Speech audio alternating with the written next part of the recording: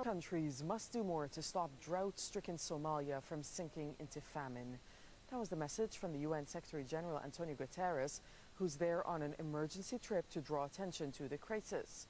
Our UN correspondent Rosalind Jordan is traveling with him and sent this report from Baidoa.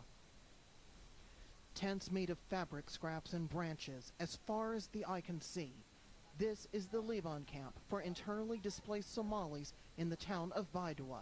People sleeping and cooking on dirt because it's better than what they left behind. I was 10 years High Commissioner for Refugees. This was the daily reality I had to deal with.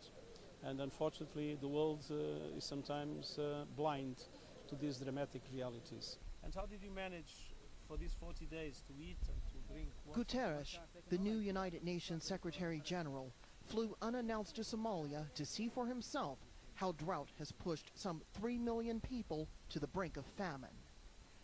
That's why Antonio Guterres has come to this camp for internally displaced persons near Baidoa.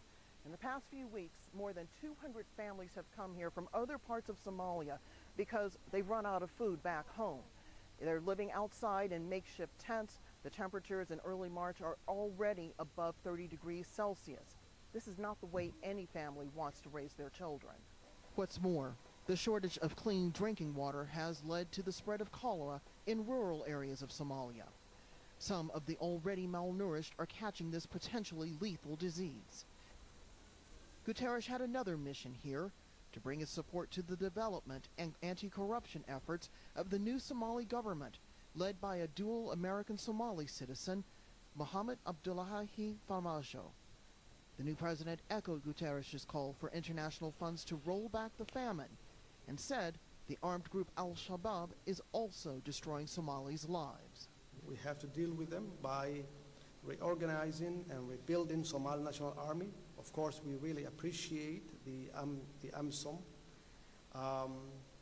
help and what they have done for us over the years by protecting this city or the government from Al-Shabaab. But they cannot do it alone, and we have to do it for ourselves. And on that point, Antonio Guterres agreed. We want to fight terrorism. We need to address the root cause of terrorism, and we need to bring peace and stability to countries like Somalia. A vision that could one day send these families away from flimsy tents and into a more secure life. Rosalind Jordan, Al Jazeera, Baidoa, Somalia.